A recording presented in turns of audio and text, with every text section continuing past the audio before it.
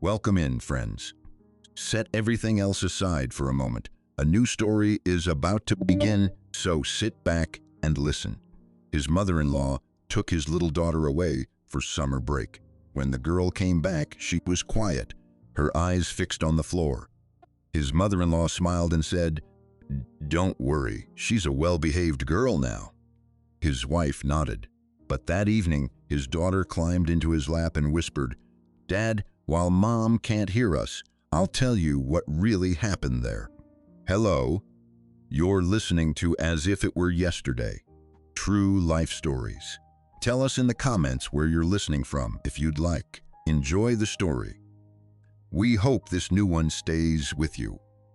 Peter Walker worked for a large industrial supply company in Denver. His job had no glamour and no impressive title, but it paid well enough that they finished remodeling the condo in 1 year instead of 3. He was used to showing who he was through action.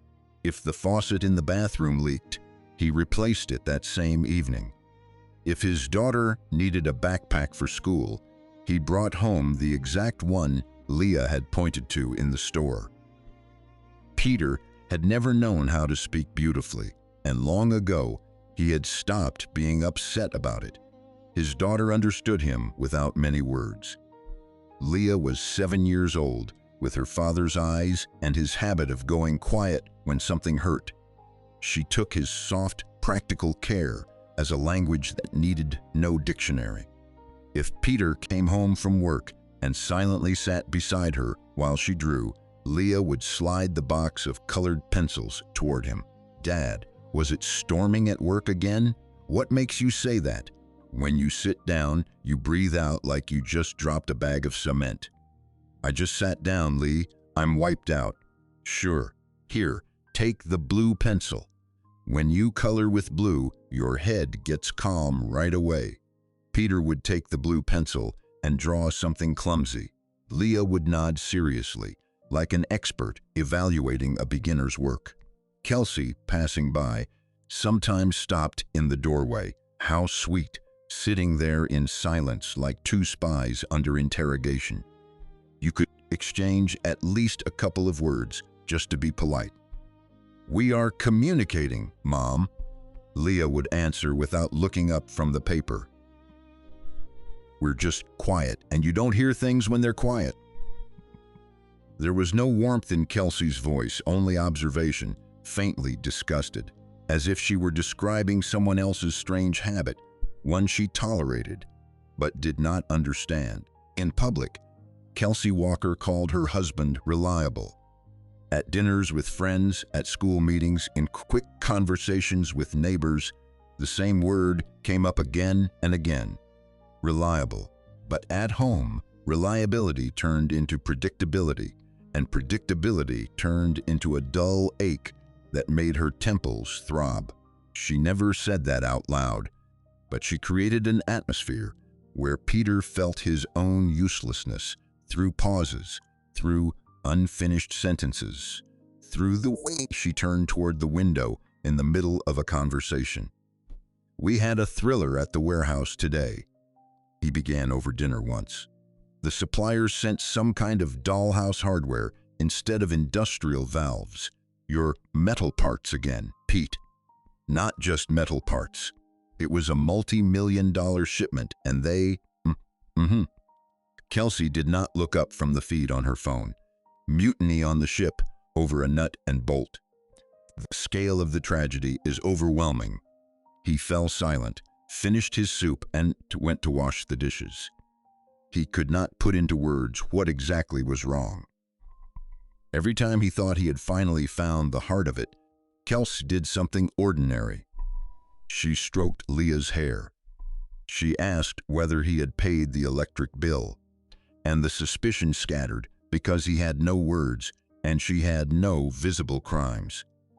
Kelsey's mother, Linda Roberts, acted differently, more patiently, and with far more calculation. She came every Sunday with a pie and a fresh batch of news, and every visit contained a small poisonous injection disguised as concern. "Petey, I stopped by Nancy Whitman's house the other day. Linda would begin, lovingly smoothing a napkin. Her son, Stevie, is worth his weight in gold. He built the deck himself, takes his wife to the coast every year, and the tea roses in his yard are just gorgeous. You can tell right away when a man has a good hand for a home. Stevie, is that the one who machines parts at the plant? Peter asked, carefully slicing bread. Well, yes. An ordinary working man, you might think. But everything he touches turns out beautifully. Turns out beautifully. That's good, Peter nodded. As long as nobody has to call the fire department. Roses are a serious argument, of course. It isn't about the roses, Petey. It's about a man having vision. Peter did not argue. Arguing with Linda Roberts meant losing before the first word. She did not object.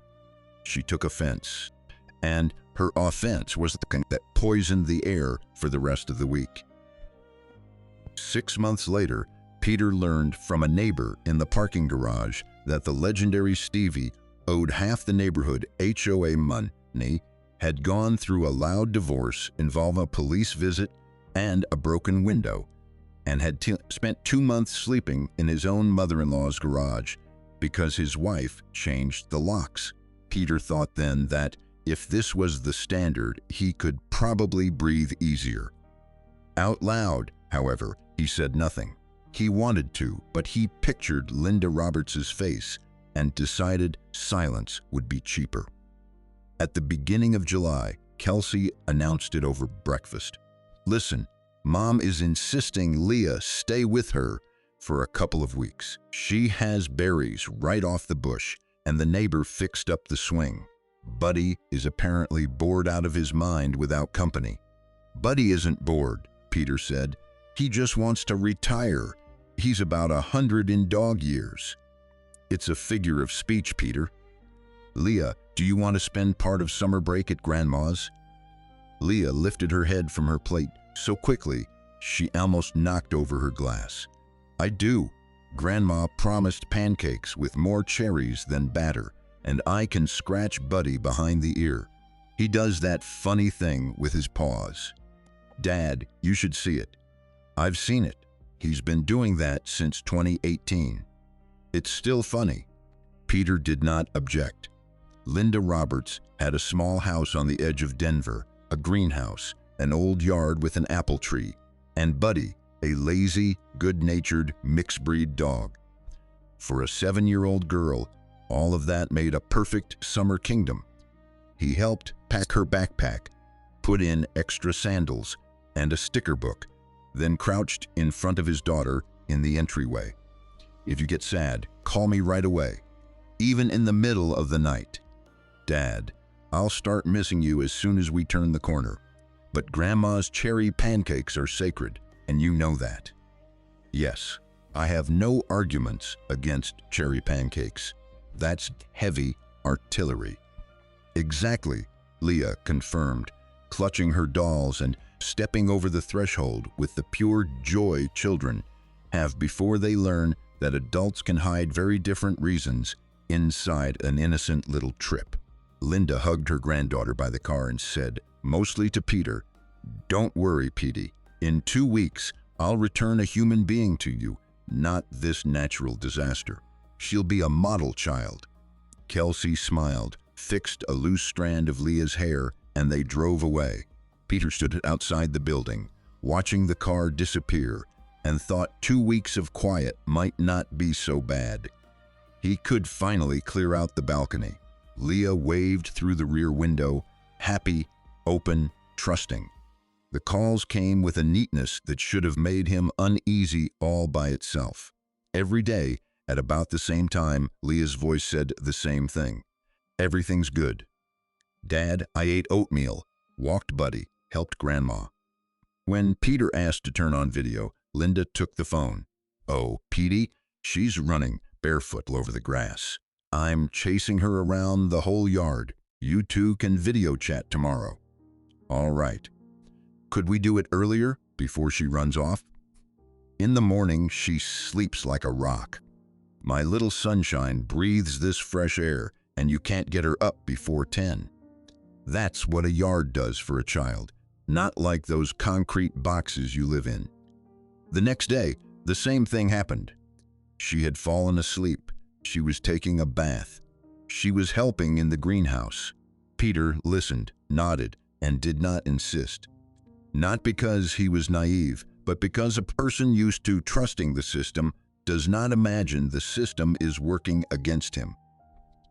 Leah came back on Sunday evening.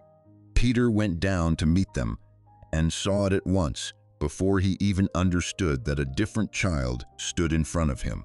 The girl climbed out of the car holding her suitcase with both hands, came over and hugged him briefly, formally, without pressing against him. She did not tell him about the swing or Buddy or the tomatoes. "So how was summer break, Lee?" he asked, crouching in front of her. "Fine, Dad." 2 words. The child, who used to start telling stories while she was still in the car, interrupting herself because she could not wait, now stayed silent the way adults stay silent when they are hiding something. And the pancakes? Did they meet the cherry quota? They did. And Buddy? Still pretending to ride a bicycle when you scratch him? "He is," Leah said, and looked away. Linda, instantly catching something in her son-in-law's face, intercepted the conversation with rehearsed ease. "Petey, look at the progress." A real little lady came back. Quiet, obedient, can't get an extra word out of her. Gold, not a granddaughter. She's growing into a helper. Peter did not answer. 7-year-old children do not grow up in 2 weeks. Dinner made it worse. Leah ate in silence, and whenever her father asked what Grandma had cooked, whether she had chased Buddy, what books she had read, she first lifted her eyes toward her mother. Kelsey gave the smallest nod, or did not nod at all, and only then did Leah answer, briefly, without life. Peter saw the mechanism with painful clarity. His child was asking permission before saying even a word. When Leah fell asleep, Peter walked into the kitchen. Kelsey was unpacking the travel bag, folding children's t-shirts into neat stacks. "Kels, something's wrong with her." "What are you even talking about?" "She's silent. She keeps looking at you before she opens her mouth. Where are the stories about Buddy? Where is any emotion at all? She acts like she's under oath." "Children grow up, Peter. Yesterday she was a button. Today she has a personality. Personalities don't lock every door inside themselves in 2 weeks. Are you really not seeing that she went from a living child to a shadow? I see a tired child who needs bed. And you, as usual, are looking for hidden meaning in an empty room. Aren't you tired of creating drama out of nothing? I rarely panic, and you know it. But even a blind man could see this, and you're telling me I made it all up." Kelsey turned and looked at him with patient irritation, as if he were a man searching for a problem where none existed and creating a new one in the process. "Peter, turn a regular vacation into a thriller. She'll sleep, and tomorrow she'll be whining again that oatmeal tastes bad. Calm down." She turned back to the bag, making it clear the conversation was over. Peter remained in the doorway, unable to shake one simple, undeniable thought. Kelsey had not been surprised. She had not asked, "Do you think something happened?" She had not suggested they talk to their daughter together. She had not shown even a flicker of maternal concern. She had defended herself smoothly, habitually, without a single crack, and that smoothness said more than any words. But Peter still could not translate it into any language he knew. For 2 days, Peter waited.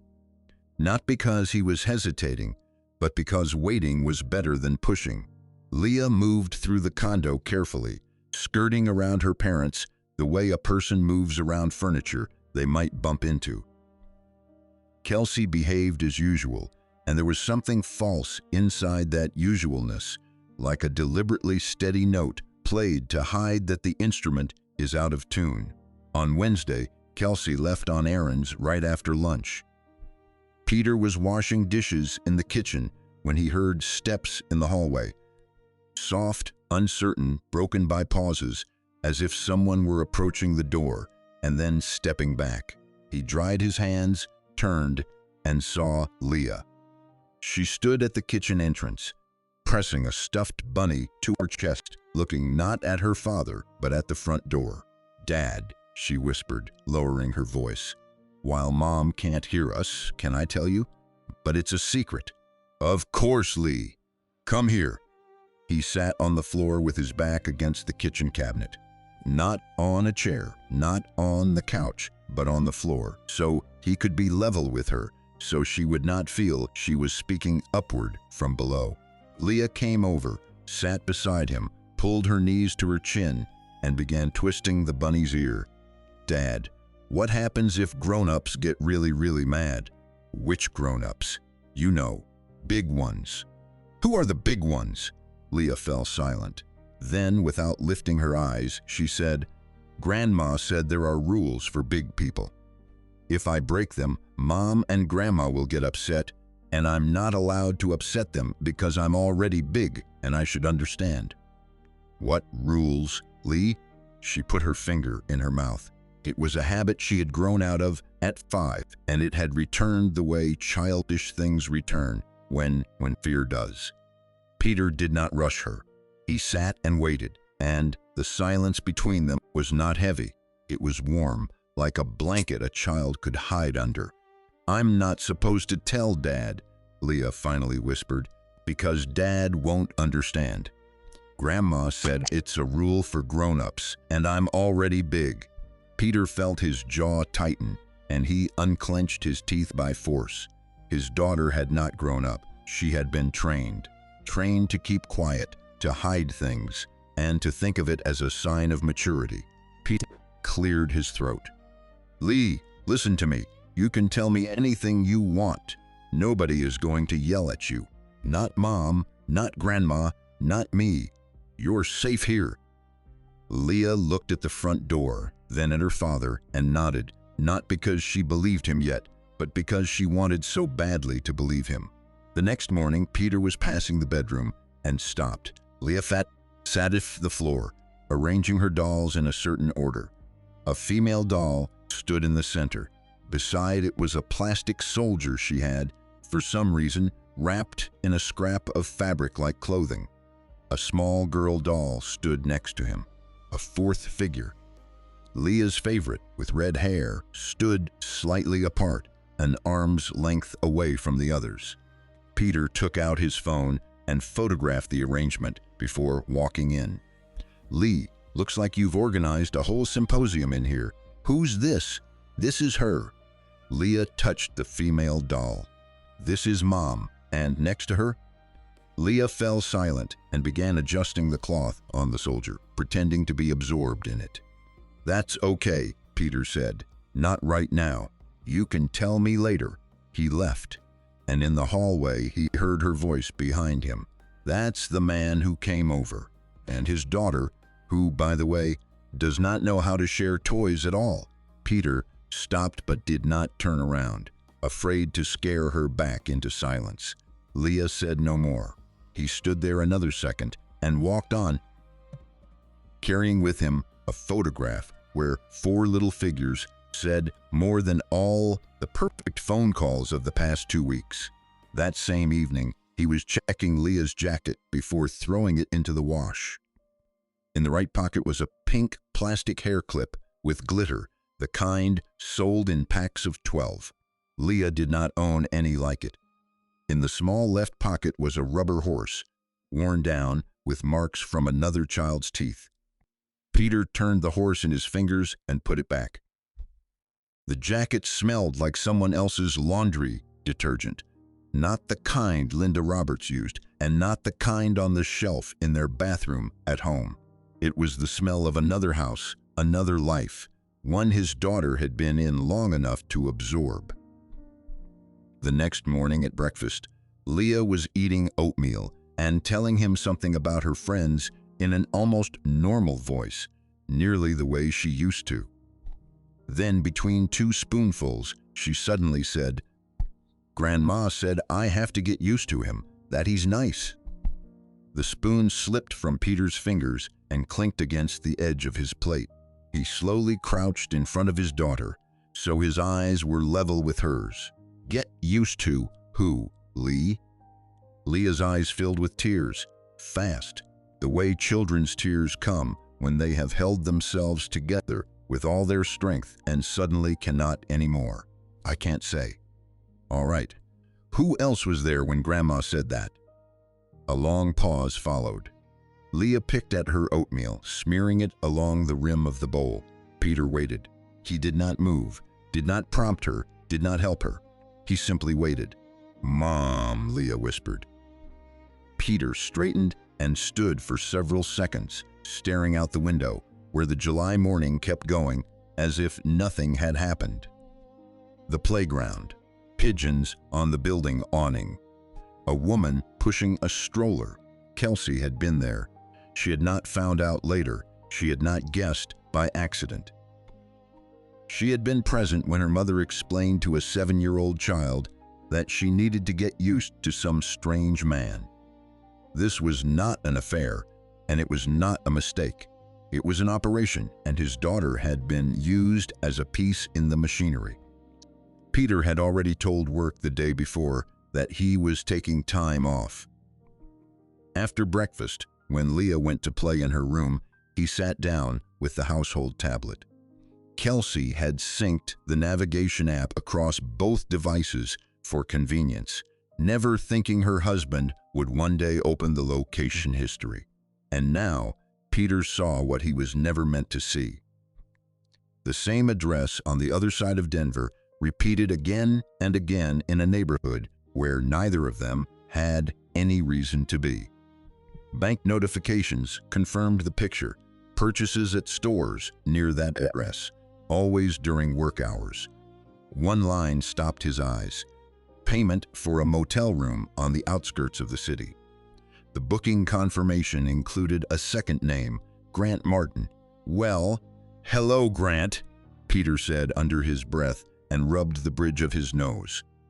Among the other findings was a receipt from a pet store. Food for a Pomeranian. They had never owned a Pomeranian. Linda Roberts had Buddy, a yard dog of uncertain breed who ate everything, including slippers, and regarded purebred dogs with undisguised class contempt. Maybe the secret has a dog, Peter thought, and immediately caught himself on the fact that this, for some absurd reason, hurt in a ridiculous way. She had not even told him what breed. No, the Pomeranian was not hers, it was his. Peter found Grant Martin on social media in 20 minutes. Photos from events, expensive watches. The posture of a man used to looking like the answer to other people's questions. Something in the field of event planning. Pretty words, very few specifics. A display window man. Light, available, well packaged. That evening, while Kelsey was putting Leah to bed, Peter took the child's tablet. Leah loved making short videos. Pointless, cheerful, shaky clips of Buddy, the swing, her own feet in the grass. He scrolled through one after another until he found one that made him stop breathing. An unfamiliar little yard. Kelsey was sitting on the porch steps. A man sat beside her. A little girl was between them. The camera shook. Leah had filmed while walking, not understanding what she was capturing. Off-screen, Linda Roberts' voice called someone to lunch in a bossy, at-home way, the way people call out in a house where they often visit. There it is, Peter said. He closed the tablet and set it on the table. It was not a video of cheating. It was a video of an established daily life, with roles already assigned, with the mother-in-law's voice off-screen, sounding not like a guest, but like a participant.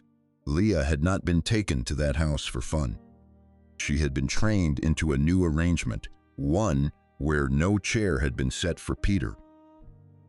The next morning, he dropped Leah off with a neighbor who was watching her own kids during summer break, then drove to the address from the navigation history. It was an apartment building with a first-floor unit, a separate entrance, and a small front garden. By the porch stood a child's bicycle and scattered toys. On the steps sat a girl of about 6, scratching a white Pomeranian behind the ear while the dog kept turning away and sneezing. Grant Martin came out the door, exactly as he looked in the photos, only without the retouching. A minute later, a minor Kelsey appeared from around the corner of the building with a grocery bag. She chatted with the girl. Martin held the door open for her, and all 3 of them went inside with the ordinary coordination of people doing this not for the first time and not for the 10th. So this is what it looks like, Peter thought. He sat in the car for another minute without starting the engine. Suspicion leaves a crack for self-deception. Confirmation seals it shut. When he came home and picked Leah up from the neighbors, she looked at him carefully, the way children look when they read adults better than any psychologist could. "Dad, are you mad?" "Yes, Lee, but not at you." "Then at who?" "At the people who invent grown-up rules." "Something like that." "I'll handle it. Come here." He hugged his daughter, and she pressed herself against him. Not formally, the way she had, after coming back from Grandma's, but tightly, truly, clutching his shirt with her fingers. Then she whispered into his shoulder, "Grandma said that if I hadn't been so difficult, everything would have been easier." Peter closed his eyes. The child who had been forced to keep silent had also been blamed for finding that silence hard. He stood in the entryway holding his daughter, and he understood with the kind of final clarity that leaves no room for doubt or delay. If he did not act now, the lie would stop being a secret. It would become the rule by which his daughter learned to live. That night, Peter did not go to bed. He sat at the kitchen table with everything he had gathered over the last few days spread out in front of him. The printout of navigation routes, a still frame from the tablet video, the photograph of the dolls, the bank statement. He looked at it all the way a person looks at a map of terrain he is about to cross.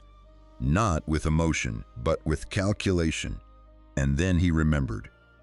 Several months earlier, at Leah's birthday party, he had said at the table that he wanted to rearrange his work schedule, come home earlier, pick his daughter up from school, and spend more evenings with her. Linda Roberts had smiled then and called across the table without lowering her voice. "Children, get used to everything quickly. The important thing is not to get in the way." At the time, he had written it off as a familiar jab, his mother-in-law's habit of devaluing any decision he made. Nothing new there. But now, late at night, in the silence of the kitchen, the phrase snapped into place like the last piece of a puzzle. It had not been a comment, it had been a plan. While he worked, provided, and trusted, they were teaching his daughter to live in a world where he would no longer be needed. Peter closed his eyes, counted to 10, and opened them. A scandal is a gift to a manipulator. Hysterics are a reason to call him aggressive. He was not going to give Kelsey either one. The next day, he copied all the data onto a separate flash drive, called an attorney, and booked a consultation with a child psychologist. He built a timeline from Leah's departure to the latest piece of evidence and waited for the right moment. The moment came on Thursday. "Lee, here's the plan." "Dinner is moving to your room tonight," Peter said, crouching in front of his daughter in the hallway. "It comes with a cartoon of your choice." "Really?" "Wow. Why not in the kitchen? Your mom and I need to discuss terribly boring things. Bills, taxes. You won't like it. Pure bureaucracy." He smiled. Leah rolled her eyes with the expression 7-year-olds reserve for anything involving paperwork. "Got it. Papers are sad." "Then put on something long." "Deal." Once Leah settled in with her plate in front of the screen, Peter returned to the kitchen and laid everything on the table. The navigation printout, the still frame from the video, the photograph of the dolls, and the bank statement. He sat and waited. Kelsey came in 5 minutes later, saw the table, and stopped mid-step. Her face did not change, but her body froze with that particular stillness that gives away a person who understands everything before finding the first word. "You decided to play private detective? Were you digging through my phone?" "Sit down, Kels. I'm not participating in these little investigative experiments." "This isn't an experiment. It's a statement of fact." "Sit down."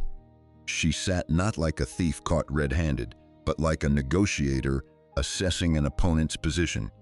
She looked over the papers, took a deep breath, and there were no tears, no collapse. That calm disturbed Peter more than any scream would have. "None of this is the way you've painted it in your head," Kelsey began. "Leah came home with an instruction manual for how to operate her own father. She knows about grown-up rules, secret houses, and the man she's supposed to get used to. I saw you walk into that house with my own eyes. Let's skip the part where you tell me none of this is what it looks like, Kels.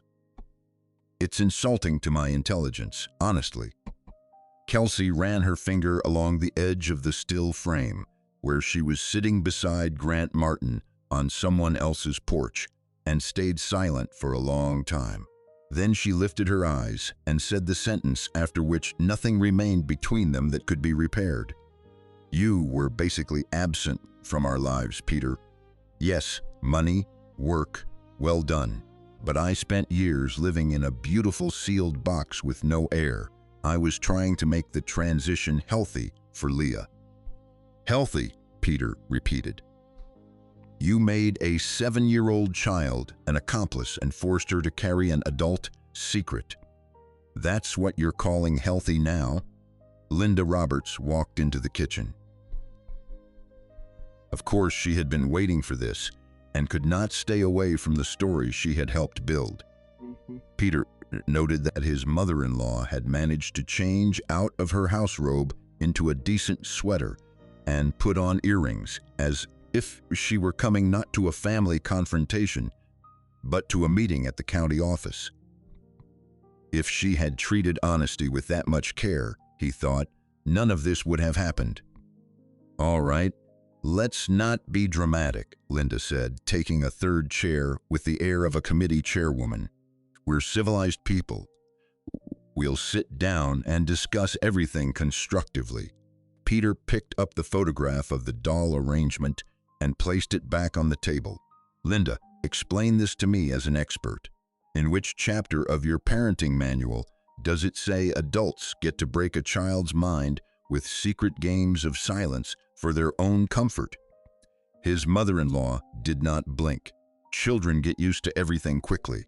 The important thing is not to get in the way."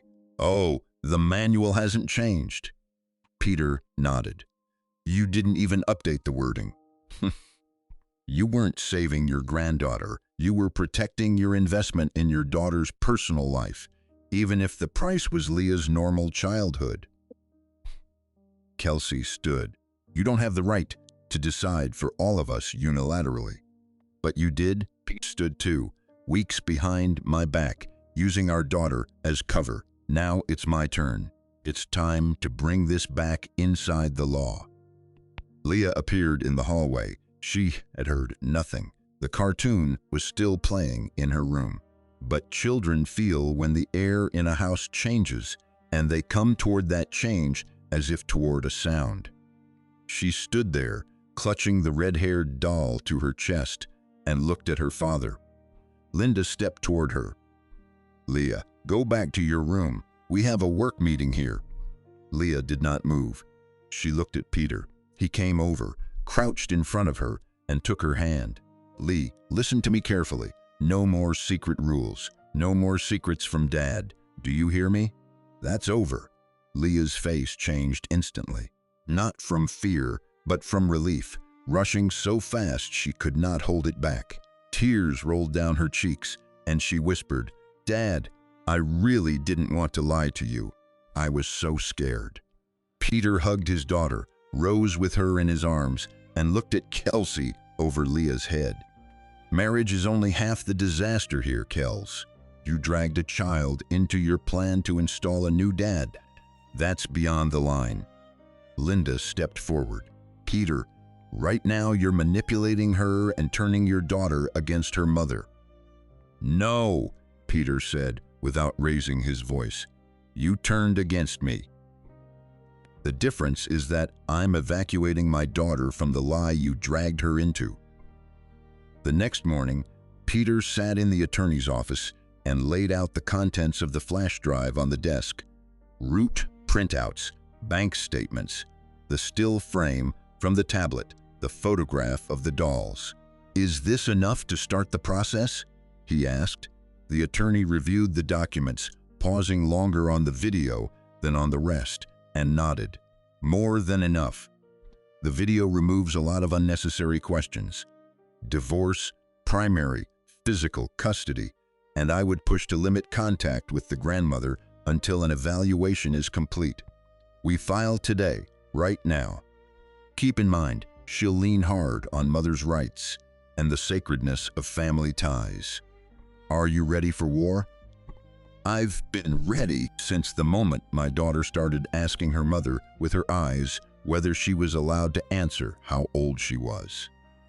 Kelsey found out about the filings the next day and called at lunch. Her voice rang with restrained anger. Every word was chosen to sound offended rather than guilty. Are you seriously dragging us into court? We couldn't sit down and talk like normal human beings. We talked on Thursday. Kels, you said I wasn't in your life. Consider this me putting it in writing. You don't have the right to take my child away from me. I'm not taking her away. I'm giving her back the right to tell the truth. She hung up.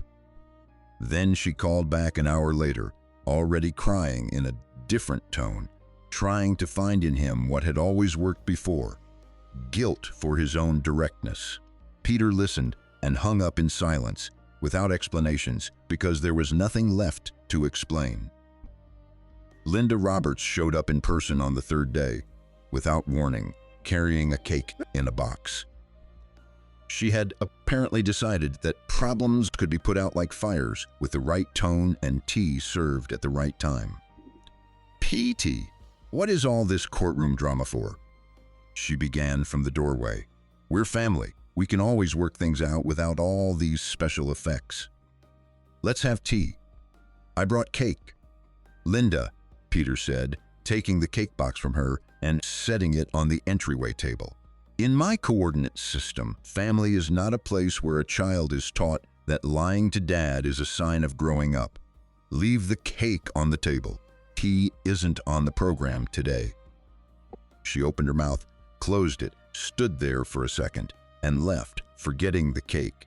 Peter looked at the box, thought that his mother-in-law had failed to find an answer for the first time in her life, and put the cake in the refrigerator.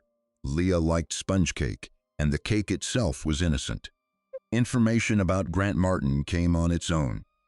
Through attorneys, through mutual acquaintances, through that inevitable wave of talk that rises when someone's polished image begins to crumble. A week later, the attorney called and said that Grant Martin, listed in the counter request, was not responding and had no intention of appearing in court. Who could have guessed? Peter said. It's all pretty sad, Peter. The car is leased and he's behind on the payments. The watch is a good replica. The business is basically a desk in a co-working space and a loud name. A year and a half operating at a loss. Peter stayed quiet, looking out the window, then said thoughtfully, an inflatable peacock. Though that's unfair to peacocks. At least their feathers are their own. I'm sorry, what? Nothing. Thinking out loud? Go on. Grant Martin did what had been predictable from the first minute. He disappeared. He did not want to participate in anything involving Leah, was not ready for difficult routines, questions, or another person's traumatized child. He needed ease and admiration, not consequences. Kelsey was left alone, without the man her mother had helped present as an upgrade, without the daughter who no longer searched for her gaze before answering a simple question. Leah stopped running to her mother. She stopped turning back, stopped checking. She looked at Kelsey without anger and without resentment, but with a watchfulness more frightening for a mother than any scream. Because you can wait out a scream, child's lost trust takes years to return, if it returns at all. One evening, a few days after the legal process began, Leah came up to her father while he was washing dishes. "Dad, is Mom just not coming anymore?" "She'll come, Lee. Of course she will. Mom is still Mom. Nobody canceled that status." "And Grandma? Grandma has a temporary leave from educational work." That's what the grown-ups who don't play hide-and-seek decided. Leah nodded, thought for a moment, and asked, "What about Buddy? We'll visit Buddy." "The dog didn't take part in your intrigues. He has an ironclad alibi." Leah needed time, not days, but weeks. Gradually, she began to sleep better. She stopped looking toward the door before speaking. She stopped putting her finger in her mouth. She played with dolls again, but now only two characters remained in her little scenes, herself and Dad. The soldier wrapped in fabric lay at the bottom of the toy box, forgotten and unnecessary. One evening, several weeks later, Leah sat beside Peter on the couch, drawing something in a notebook, when she suddenly lifted her head. "Dad, listen. It doesn't squeeze inside me anymore." She pressed her palm to her chest and held it there for a second, as if checking. Before, it felt like there was a rock in there, but now it's gone. Peter placed his hand on her shoulder and said nothing, because nothing needed to be said. Leah pushed the box of colored pencils toward him with the same gesture she had always used when he simply needed to be near her. "Here," she said, "take the blue one. It's good for drawing the sky. It's calm." And maybe that was how peace returned to a home.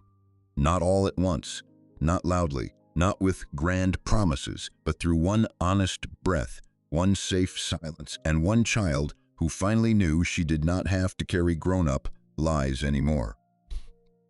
If this story touched you, tell me in the comments what you would have done in Peter's place, or whether you've ever seen a child forced to keep an adult secret. Give the video a like, subscribe to the channel, and tap the bell so you don't miss the next story.